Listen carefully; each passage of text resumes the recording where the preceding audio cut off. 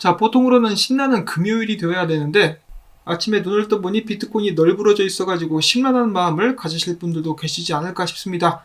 비트코인 지금 현재 가격 9,000불대에서 거래가 진행 중에 있는데요. 한때는 8,800불대까지 내려왔었습니다. 자, 결국 이전 고점을 뚫지 못하고 비틀거리고 있는 비트코인, 안타까운 마음이 듭니다. 그런데 그와 동시에 반감기가 끝난 후 비트코인이 하락할 거다라고 예상을 하셨던 분들도 많이 계셨을 것 같아요. 그런 분들께는 이런 상황이 오히려 매수 찬스가 될 수 있지 않을까라는 생각을 해보면서 오늘 영상 시작해 보도록 하겠습니다. 자, 첫 번째로는 계속해서 논란이 일고 있는 스팀에 관련된 소식입니다. 스팀이 이번에 하드포크를 다시 한번 진행하게 됐는데요. 하드포크 10분 전에 2,300만 개의 스팀이 도난당하는 사고가 발생을 했었다고 합니다. 이 도난당한 스팀 같은 경우는 지금 현재 비트렉스로 전송이 되었으나 비트렉스 측에서 묶어놓은 상황이고요. 소유자가 증명을 할 수 있으면 그때 풀어준다라는 그런 소식이 나왔었고, 자, 그 다음에는 중국의 인민검찰청이 플러스 토큰 다단계 총책을 기소했다라는 소식이 나왔습니다. 이놈을 탈탈 털어가지고 관련된 범죄자들을 전부 다 잡아들일 수 있으면 정말 좋겠고요. 자, 그 다음에는 알트코인 차트 분석 중에 이오스가 하나 올라와가지고 잠깐 소개를 해보려고 합니다. 최근에 이오스 가격 상승률이 더뎌가지고 많은 분들이 답답해 하셨을 것 같은데요. 이오스가 바닥을 찾아가는 과정이 있다고 합니다. 지금 오른쪽의 차트를 보시면은 여기 강력한 지지선에 맞닿아 있는 모습을 확인해 보실 수가 있겠는데요. 지금부터 이런 상태로 올라가든지 아니면 한번 떨구고 올라가게 될 것인지 기대를 해볼 수가 있는 그런 상황이라는데요. 지금 보시면 RSI는 강세를 보여주고 있습니다. 불리시 다이버전스가 보이고 있죠. 이오스의 상승에 목말라 하셨던 분들께 이제 단비가 될 수 있는 상승이 곧 나오게 될 수도 있을 것 같습니다. 자, 그 다음에는 별거 아닌 소식처럼 보이지만 큰 소식이라고 볼 수 있는 정보가 있는데요. 자, 여행 사이트 중에 암호화폐 결제를 지원하는 곳들이 있습니다. 이름을 몇 번씩 들어보셨을 것 같은데요. 암호화폐 지원 온라인 호텔 예약 플랫폼 트라발라, 그리고 암호화폐 지원 항공 예약 플랫폼인 트래블 바이 비트, 이 두 군데가 있는데 이번에 이들이 통합을 한다라고 밝힌 것입니다. 자, 근데 이런 통합 뒤에 누가 있는가? 바로 바이낸스가 있습니다. 트라발라닷컴 같은 경우는 이미 바이낸스가 인수를 한 상태였었고 이번에 트러블 바이 비트와 합병을 진행을 하게 된다는 것인데요. 이를 통해서 200만 개의 호텔과 600개의 항공사에 암호화폐를 활용해서 이용할 수 있는 플랫폼이 탄생하게 된다는 것입니다. 그리고 실질적으로 보면은 거의 바이낸스가 운영 및 소유하게 되는 것이라고 봐도 무방한 그런 상황이라는 것이죠.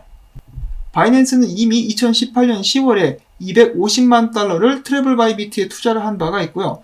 트라발라닷컴 같은 경우도 그들의 블록체인 프로젝트와 토큰 아바를 2019년에 바이낸스 체인으로 이전을 시킨 바가 있습니다.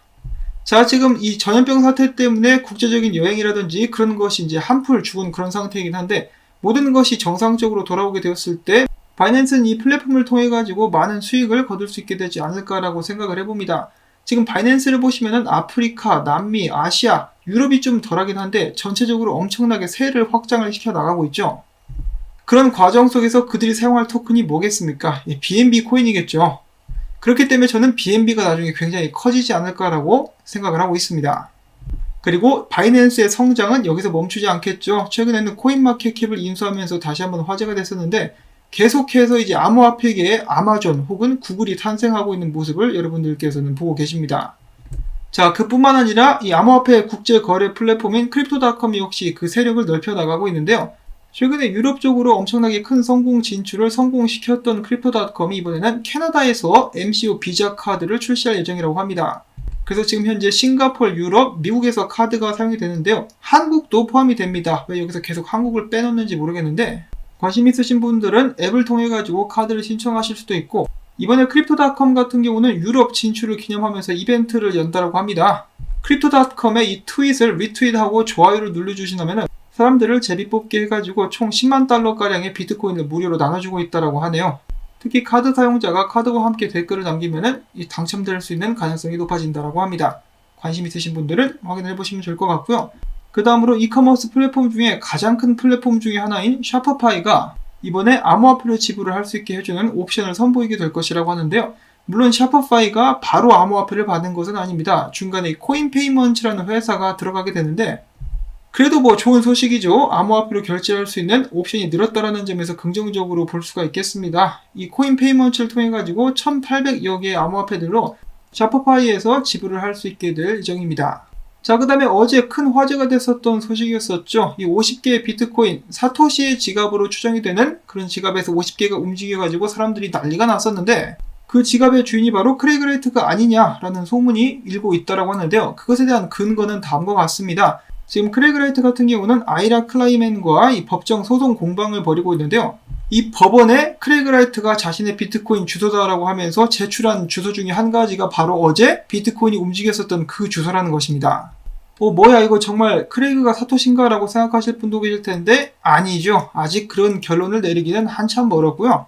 실제로 어제 비트코인 SB 진영 측에서는 크레이그 라이트가 아니다라고 이야기를 하기도 했었고, 크레이그 라이트가 이 주소를 법원에 제출을 할 때 이렇게 이야기를 했다라고 합니다.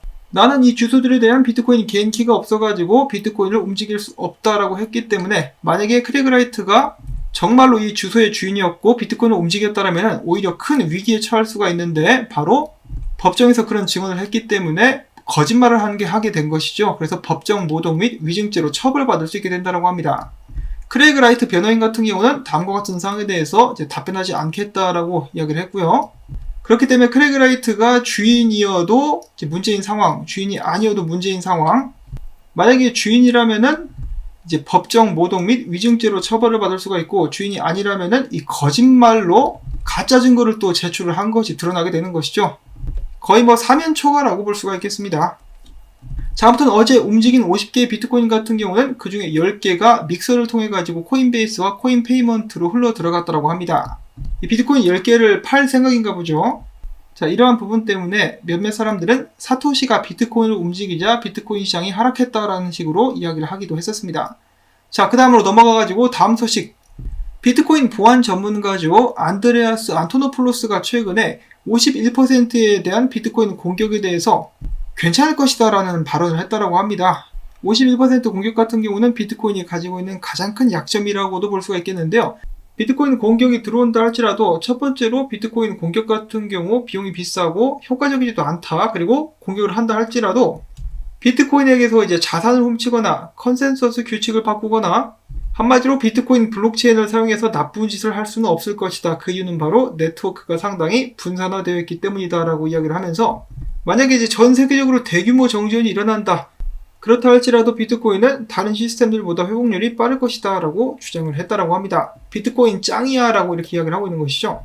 자, 정말로 51% 공격에 대해서 안심할 수 있을지, 이런 부분들은 저도 굉장히 많이 궁금한데요.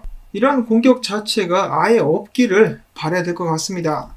자, 그 다음에 비트코인에 관련해가지고 또 다른 긍정적인 보고서가 나왔습니다.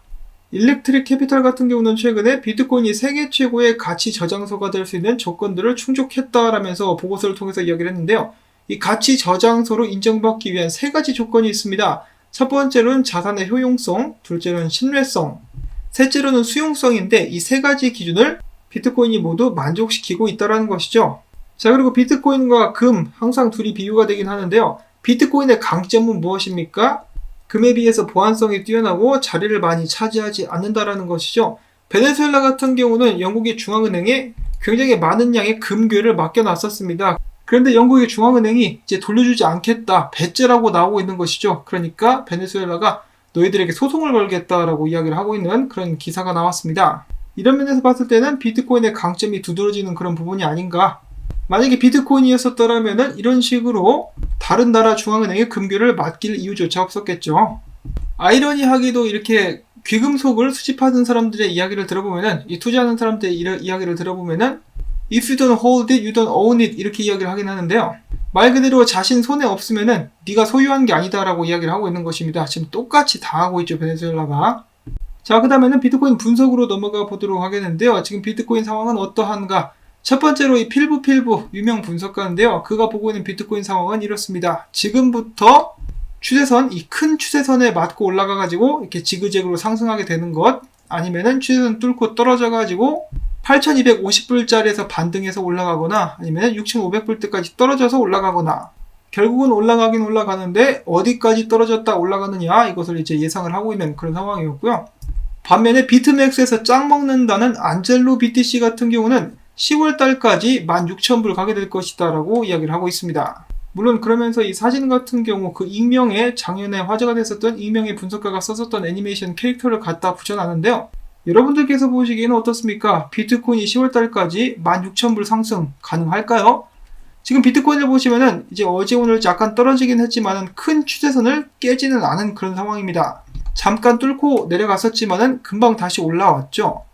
만약에 이 추세선만 깨지 않고 계속해서 올라갈 수 있다라고 한다면은 충분히 그 정도까지 상승이 가능하게 되지 않을까라고 생각을 해보는데, 다른 분석가들 같은 경우는 비트코인이 결국 8,100불대까지 떨어지게 될 것이다 라고 이야기를 하기도 합니다.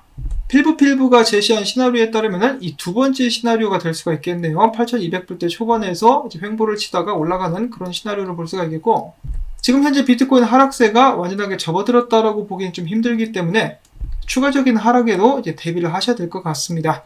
만약에 비트코인이 큰 추세선 깨고 떨어지게 된다 그러면은 기술적으로는 6,800불대까지도 하락할 수 있게 된다고 하네요. 만약에 그렇게 될 경우에 이번엔 세 번째 시나리오에 맞닿는 그런 모습이 나오게 될 수 있지 않을까라고 한번 생각을 해봅니다. 자, 그런데 제 개인적인 의견을 잠깐 덧붙이자면은 지금 비트코인 반감기가 끝나지 않았습니까? 그리고 반감기가 끝난 후에 하락이 올 것까지 사람들이 예상을 했었습니다.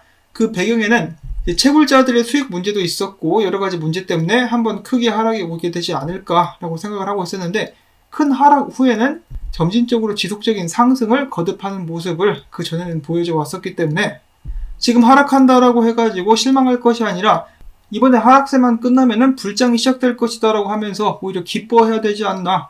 만약에 비트코인이 앞으로 죽지 않고 계속해서 성장해서 그 가치를 올려나가게 되는 그런 자산이 될 것이라고 한다면은 지금으로부터 이제 얼마간 지나지 않아서 비트코인을 이런 가격에 매수할 수 있는 시기는 영원히 오지 않게 될 수도 있습니다.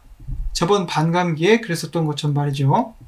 자, 아무튼 영상을 마치기 전에 마진거래소 비율을 또 잠깐 보도록 하겠는데요. 어제와는 약간 다른 모습이 보여지고 있습니다.